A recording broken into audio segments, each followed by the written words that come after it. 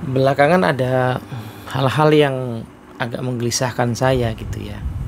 Karena saya ketemu langsung gitu. Tadinya cuma denger-denger tapi ketemu langsung.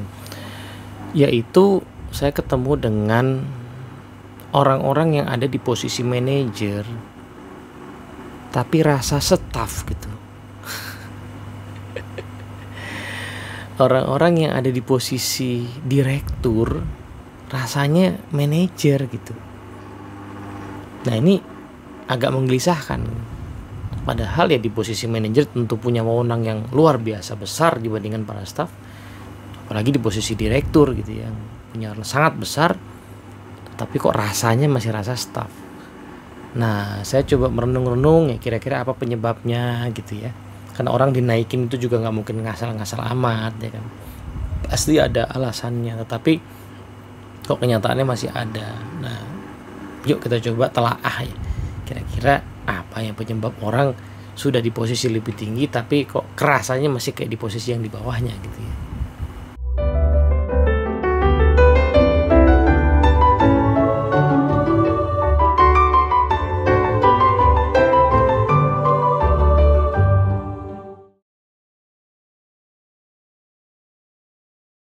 Oke, assalamualaikum warahmatullahi wabarakatuh. Halo teman-teman semua, kita mau bahas tentang bahwa di dalam setiap peran itu selalu dibutuhkan pertumbuhan. Orang biasanya dinaikkan posisinya itu karena record ya. Dan record itu yang paling kelihatan adalah hasil dari kemampuan teknis. Kalau saya bisa jualan saya bagus gitu ya, karena kemampuan teknis saya menjual bagus, nah saya eligible layak untuk dijadikan misalnya sales manager ya gitu. Biasanya modalnya teknis memang. Tapi yang tidak orang sadari sebenarnya kemampuan teknis itu pasangannya yang nggak kelihatan. Menurut saya sih pasangannya, ada yang mengatakan itu di bawahnya, tapi atau di baliknya. Tapi menurut saya pasangannya adalah kemampuan non teknis atau yang sering disebut sebagai soft skill. Teknik selling itu metodologinya clear ya, step by stepnya clear. Tapi kalau misalnya dijalankan oleh orang yang nggak punya minat sama manusia ya, dijalankan oleh orang yang nggak punya minat untuk kenalan gitu ya, dijalankan oleh orang yang nggak punya ketangguhan, ketekunan, itu nggak akan jalan ilmu sales itu. Jadi kadang-kadang organisasi nggak sadar dia merekrut orang yang sudah punya kemampuan-kemampuan non teknis tadi sebagai seorang sales. Dia ngerasa dia cuma ajarin aja kemampuan teknisnya, kemudian orang ini berhasil gitu. Padahal ya selalu ada tuh kemampuan non teknisnya, soft skillnya selalu ada. Nah ketika orang diangkat menjadi posisi sales manager misalnya, ya secara teknis ya sales manager itu mungkin pasti akan tetap turun ya, namanya sales manager rata-rata masih ikut turun, ikut jualan gitu. Sehingga kemampuan teknis jualannya ini seolah-olah cukup memadai gitu. Ya, karena ya memang dia masih butuh itu kan. Nah, yang kadang-kadang tidak orang sadari adalah dia di posisi sales manager harusnya butuh ilmu manajerial atau kepemimpinan. Yang secara teknis juga, teknis memimpin tuh kayak apa. Plus dia kan tadinya sukses karena punya kemampuan non teknis tuh, tekun, gigih gitu ya, pantang menyerah, punya minat sama orang. Plus dia harus punya kemampuan non teknis sebagai seorang leader. Apa tuh? Kemampuan untuk meminati, melihat potensi tim, kemampuan untuk ya peduli, caring, kemampuan untuk melihat tim itu lebih jauh potensinya, kemampuan untuk menerawang lebih jauh daripada sekedar target tahun ini tapi mungkin visi 2-3 tahun ke depan.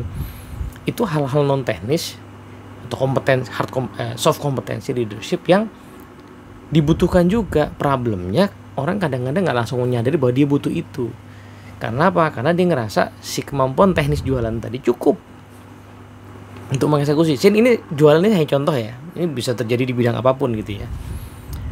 Nah nggak terlalu kerasa kalau mungkin cuma satu level di atas staff ya, manajer, supervisor kerasa. Tapi begitu gap kompetensi ini terjadi terus sampai posisi yang makin tinggi, disitulah bahayanya.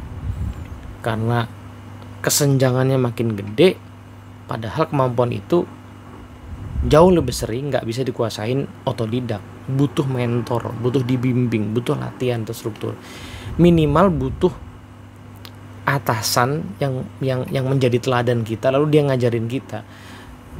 Problemnya kan nggak semua orang seberuntung itu punya atasan yang ngajarin sisi-sisi tadi gitu. Kebanyakan orang punya atasannya yang hanya mengurusi aspek teknis atau bahkan hanya mau lihat hasil. Disinilah sebenarnya tadi yang saya sebutkan, ada manajer rasanya staff gitu. Kenapa? Karena kelakuannya masih kayak staff gitu. Dia fokus di hal teknis banget, dia even nggak ngerti aspek teknis leadershipnya, apalagi aspek non teknis leadershipnya. Nah, yang lebih ngeri di level direktur. Kenapa ada direktur rasa manajer? Ini bahkan bukan direktur rasa GM loh ya. Saya agak ekstrim ngasih contoh, tapi emang ketemu direktur rasa manajer. Kenapa? Karena ya hanya mengandalkan kemampuan teknis gitu. Kemampuan teknis dari sisi leadership di level director belum dikuasai, apalagi kemampuan non teknisnya. Kemampuan non teknis dari sisi dia sebagai leader di level direktur. Dan ini cukup banyak saya temui di perusahaan keluarga ya. Perusahaan keluarga begitu, karena mungkin perusahaan keluarga direktur kebanyakan dari anaknya, dari ponakannya gitu kan. Nah, sehingga si founder ini nggak bisa lepas, nggak bisa pensiun ya. Karena biasanya founder tuh alamiah punya ya kan. Founder tuh orang-orang yang ya mungkin jalan hidupnya atau Tuhan memberikan anugerah berupa kemampuan yang lebih lengkap ya. Tapi begitu dia mau nurunin ke anaknya, ke mantunya, ke saudaranya, nah disitulah muncul problem karena tidak banyak orang yang selengkap dia gitu. Maka harusnya di-develop, harus dikembangkan. Maka ya dua sisi sih. Organisasi harus sadar bahwa leader itu nggak terjadi secara tiba-tiba. Jadi kita nggak boleh berpikir bahwa ntar juga jadi sendiri, ntar juga pinter sendiri, nggak boleh. Karena nggak banyak orang bisa kayak gitu, yang bisa pinter sendiri itu nggak banyak. Jauh lebih banyak yang harus di-develop, harus disiapin. Itu dari sisi organisasi. Dari sisi orangnya juga harus tahu diri. Kalau saya itu pasti ada gapnya. Kalau begitu saya dikasih amanah baru, pasti ada gapnya. Sadari gapnya di mana gitu. Nah, masalahnya kan saya pas diangkat itu ngerasa hebat ya, ngerasa kemarin sukses makanya gue diangkat gitu. Padahal ya di tempat yang baru ini pasti ada kemampuan baru yang saya kuasain, terutama yang non teknis, soft skill.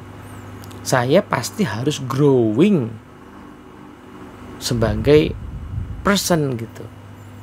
Nggak usah yang dari staff ke manager, sudah pernah di level direktur aja naik jadi presdir, direktur utama, itu dalam pengamatan saya butuh growing yang luar biasa, butuh menumbuhkan diri yang luar biasa. Makanya di negara maju ya, itu sekarang profesi yang namanya executive coach itu luar biasa ya penggunaannya di lapangan.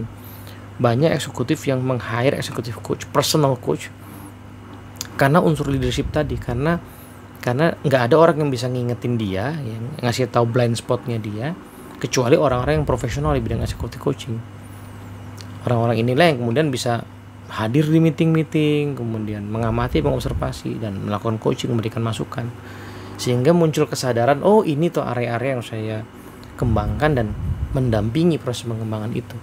Karena proses ini nggak cukup pakai training ya, apalagi udah level direktur, mau training apa lagi sih? Secara teori leadership gitu-gitu aja. Beneran teman-teman, serius dah, baca aja buku leadership ya. Secara teori ya gitu-gitu aja, tapi secara praktek itu nggak mudah, karena butuh bongkarin diri dan merangkai diri lagi, dan ini biasanya pasti butuh bantuan mentor atau coach. Jadi leader-leader yang ngerasa bisa survive tanpa mentor, hati-hati deh.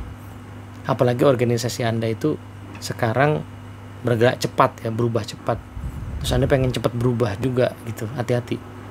Cari mentor, cari coach, investasi di situ, pribadi ataupun pakai kantor. Karena tanpa itu ngeri ya. Ngerinya tadi ngerasa direktur padahal masih manajer gitu ya. Nah, karena tiap peran Ya kita lihat contoh yang sederhana lah, orang yang sudah mandiri menikah itu kan cuman kelihatannya ganti peran ya, dari individual dari individu menjadi seorang suami atau istri. Itu aja butuh growing kan, itu aja butuh menumbuhkan diri. Lah ini kita mau memimpin organisasi, pasti butuh menumbuhkan diri gitu. Moga-moga manfaat. Assalamualaikum warahmatullahi wabarakatuh.